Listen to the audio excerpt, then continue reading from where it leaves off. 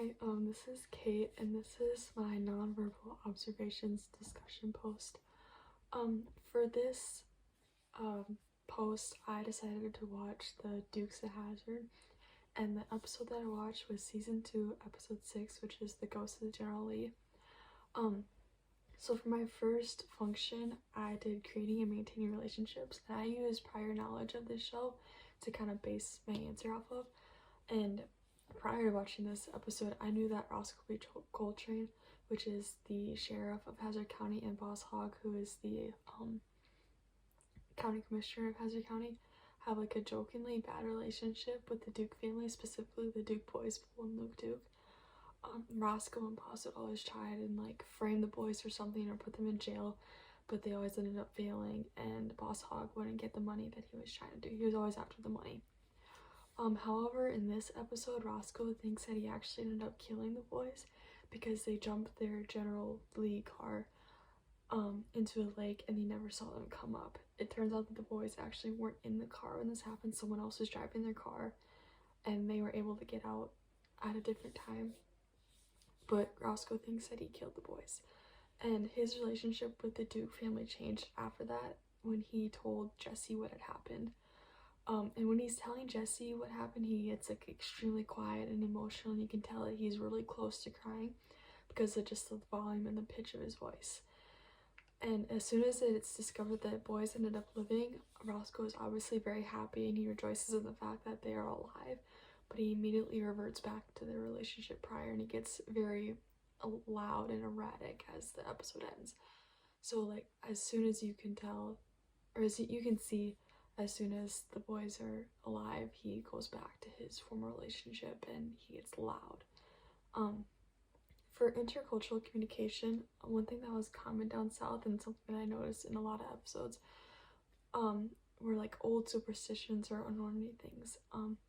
In this episode, before Roscoe tells Uncle Jesse that the boys had died, he's telling his niece Daisy that his big toe hurts, and that means that something's wrong, and he can't put his finger on it, but his big toe hurts, so something must be wrong. And then as soon as that he said that, Roscoe came up to him and told him what had happened. So that was just something that I noticed, and a lot of times Uncle Jesse refers to old superstitions like that. Another form of intercultural communication in this episode is when Bo and Luke talk to Roscoe as ghosts. So they know that not everyone believes in ghosts, and it's a kind of a sick joke to pretend to be someone that's dead, especially soon after their death.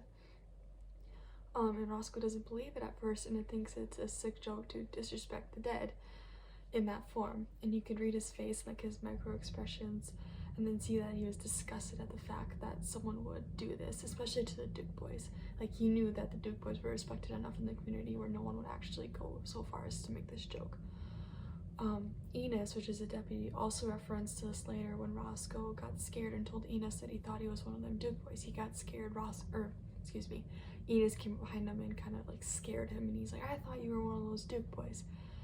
And Enos, he kind of looked disgusted too, like, why would you say that? It's not polite since he had just passed. He gave Roscoe kind of like a serious look and didn't really believe what he had to say. My third function was influencing others. When Bo and Luke were pretending to be the ghosts in the General Lee, Roscoe was hesitant and didn't want to believe it. But as soon as Enos showed up and said, "That's a ghost, Sheriff, that's a ghost, and we should be getting a preacher to get rid of this ghost," Roscoe was very easily influenced to believe that it was in fact a ghost. It didn't take much to convince him, especially since Enos was so quick to assume that there was actually a ghost. An example of kinesics in this instance would be when both officers of the law started throwing their hands up in the air in fear because they didn't know what to do, and they were just in fear that there was actually a ghost after them, and they had never been in this situation before. My fourth function was concealing or deceiving, and in this episode, Boss Hogg tries to conceal the fact that he was framing the Duke boys for yet another crime after they had died, and he makes a big deal of how he misses the boys and he wished that nothing had happened to them, and he never actually meant them any harm when he was trying to frame them for money for his own personal gain. And he makes himself very loud and tries to grab the attention of anyone who can hear with his loud voice. He's trying to almost avert the attention away from his shifty deals by making himself loud and proud of how sorry he was. And yeah, so that's my episode analysis, I guess you could say. So thank you.